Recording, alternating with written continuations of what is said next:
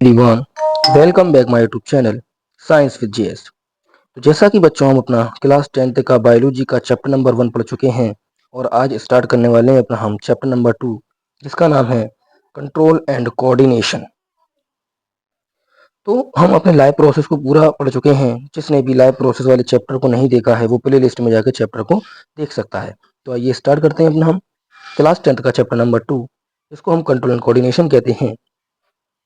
तो जैसा कि सबसे पहले बात करते हैं अपने हम इस चैप्टर के परिचय के बारे में, इंट्रोडक्शन के बारे में, यानी कंट्रोल और कोऑर्डिनेशन क्या होता है। तो जैसा कि लगा है, जीवधारी अपने शरीर में विभिन्न कार्यों को सुचारू रूप से करने के लिए नियंत्रण और समन्वय की आवश्यकता होती है।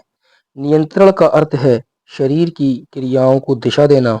समन्वय का अर्थ है विभिन्न अंगों की क्रियाओं को मिलाकर एक साथ कार्य कराना। तो यानी इससे पता चलता है कि कंट्रोल और कोऑर्डिनेशन के अंदर हमें अपने अंगों की क्रियाओं को एक साथ कार्य कराना है और उन कार्यों को एक दिशा देनी है, यानी उनका एक कंट्रोल कराना है और उनका ही कोऑर्डिनेशन कराना है। तो इस चैप्टर के अंदर हम कंट्रोल और कोऑर्डिनेशन और अपने नर्वस सिस्टम के बारे में पढ़ना स्टार्ट करते हैं। तो आइए जानते हैं सबसे पहले हम मानव का तंत्रिका तंत्र के बारे में, जिसको हम ह्यूमन नर्वस सिस्टम भी कहते हैं। ये हमारे एग्जाम के लिए अच्छा क्वेश्चन है कि मानव का तंत्रिका तंत्र क्या होता है। तो मानव शरीर में अनेक अंग एक साथ काम करते हैं। इन सभी अंगों की क्रियाओं को नियंत्रित और समन्वित करने का कार्य तंत्रिका तंत्र करता है। यानी अगर तंत्रिका तंत्र की बात करें, ये तंत्रिका तंत्र एक ऐसा सिस्टम है हमारी बॉडी के अंदर जिसमें अनेक अंग एक साथ कार्य कर रहे हैं और उन कार्यों को नियंत्रित और समन्वित किया जा रहा है। तो एक ऐसा तंत्र जो हमारे अंगों की क्रियाओं को नियंत्रित और समन्वित करने का कार्य करता है, उसी को हम नर्वस सिस्टम कहते हैं। आइए बात करते हैं अपने हम मानव तंत्रिका तंत्र के मुख्य भागों के बारे में। यानी ये हमारा जो तंत्रिका तंत्र है वो कितने भागों से मिलकर बना हुआ है। तो सबसे पहले आता है हमारा केंद्रीय तंत्रिका तंत्र, जिसको हम सेंट्रल नर्वस सिस्टम कहते हैं। और फिर परिधीय तंत्रिका तंत्र, जिसको पेरिफेरल नर्वस सिस्टम कहते हैं। और हमारा आता है लास्ट में स्वायत्त तंत्रिका तंत्र, जिसको हम ऑटोनोमस नर्वस सिस्टम कहते हैं। तो इस तरह से हमारा तंत्रिका तंत्र के अंदर तीन तंत्र मौजूद हैं, जिसमें हमारा central nervous system, peripheral nervous system और ऑटोनोमस नर्वस सिस्टम सम्मिलित है। तो आगे बात करते हैं अपने हम सबसे पहले सीएनएस के बारे में, यानी सेंट्रल नर्वस सिस्टम के बारे में, जो हमारे बॉडी का, जो हमारे शरीर का मोस्ट इंपॉर्टेंट नर्वस सिस्टम है, सेंट्रल नर्वस सिस्टम। तो सीएनएस दो भागों से मिलकर बना होता है। सबसे पहले देखते हैं हम कि हमारा जो सेंट्रल नर्वस सिस्टम है उसके अंदर दो भाग आते हैं। पहला आता है हमारा मस्तिष्क यानी दिमाग, दूसरा आता है हमारा मेरुरज्जु यानी स्पाइनल कॉर्ड के बारे में। तो हम सीएनएस के अंदर मस्तिष्क और मेरुरज्जु यानी स्पाइनल कॉर्ड के बारे में पढ़ते हैं। तो आइए स्टार्ट करते हैं। सबसे पहले अपने हम मस्तिष्क यानी ब्रेन के बारे में पढ़ना।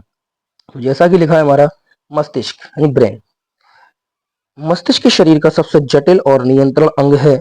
ये खोपड़ी के अंदर सुरक्षित रहता है और तीन झिल्लियों से ढका होता है। यानी जो मस्तिष्क होता है वो हमारे शरीर का सबसे जटिल और नियंत्रक अंग होता है। यानी हमारी बॉडी में जो भी कंट्रोलिंग सिस्टम है वो हमारा दिमाग करता है। और ये जो दिमाग होता है ये हमारा खोपड़ी के अंदर सुरक्षित रहता है और तीन झिल्लियों से ढका रहता है। और ये झिल्लियां हमारे मस्तिष्क को सुरक्षा प्रदान करती हैं।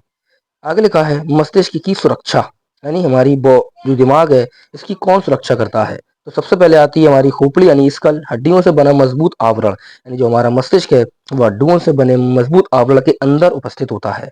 उसके बाद आता है हमारा तीन झिल्लियां, जिन्हें हम मेनिंजेस कहते हैं, मस्तिष्क को चोट से बचाती हैं। और एक आता है हमारा सेरिब्रो स्पाइनल द्रव यानी सेरिब्रो स्पाइनल फ्लूइड, ये झटकों से सुरक्षा प्रदान करता है। यानी हमारे मस्तिष्क के अंदर सेरिब्रो स्पाइनल फ्लूइड पाया जाता है और ये फ्लूइड हमारे मस्तिष्क को झटकों से सुरक्षा प्रदान करता है। तो ये थी हमारी मस्तिष्क की सुरक्षा के बारे में। आइए बात करते हैं अपने मस्तिष्क के भाग एवं कार्य, यानी मस्तिष्क के कौन कौन से भाग हैं और मस्तिष्क हमारा क्या क्या काम करता है। तो जैसा कि लिखा है भाग व कार्य, तो मस्तिष्क का एक भाग होता है सेरिबेरम, जो हमारे सोचने, समझने और निर्णय लेने, याददाश्त और इंद्रियों का नियंत्रण करता है। यानी जो मस्तिष्क का भाग है हमारा सेरिबेरम, ये हमें सोचने समझने की शक्ति देता है और ये हमें निर्णय लेने के लिए शक्ति देता है और ये हमें याददाश्त बनाता है और ये हमारी इंद्रियों का भी नियंत्रण करता है।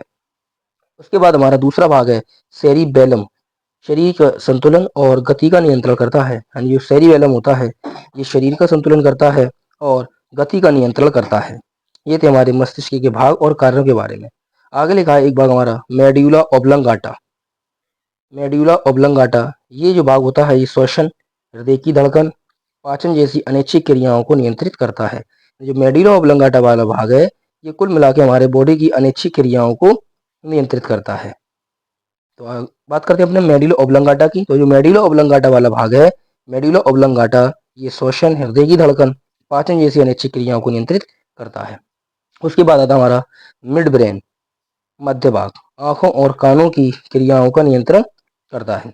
यानी जो मिड ब्रेन होता है ये हमारी आंख और कान की क्रियाओं का नियंत्रण करता है। अपने बात करते हैं अपने हम सेंट्रल नर्वस सिस्टम के दूसरे भाग के बारे में, जिसको हम कहते हैं स्पाइनल कॉर्ड यानी मेरुरज्जु के बारे में। तो मेरुरज्जु मस्तिष्क से निकलकर रीढ़ की हड्डी के भीतर नीचे की ओर जाती है। ये मस्तिष्क से शरीर के अन्य भागों तक तंत्रिकीय संदेश पहुंचाती है। ये रिफ्लेक्स एक्शन का केंद्र है। जो मेरुरज्जु है ये हमारी मस्तिष्क से निकलकर एक रॉड लाइक स्ट्रक्चर होता है जो रीढ़ की हड्डी के भीतर नीचे की ओर जाता है और ये मस्तिष्क से शरीर के अन्य भागों तक इम्पल्स पहुंचाता है और ये रिफ्लेक्स एक्शन में भी यानी हमारी प्रतिवर्ती क्रिया में भी मदद करता है और ये उसका केंद्र होता है। तो ये था हमारा ह्यूमन नर्वस सिस्टम के बारे में। अगर वीडियो अच्छी लगी हो तो वीडियो को लाइक कीजिए, चैनल को सब्सक्राइब कीजिए और वीडियो को ज़्यादा से ज़्यादा शेयर कीजिए। Thank you very much.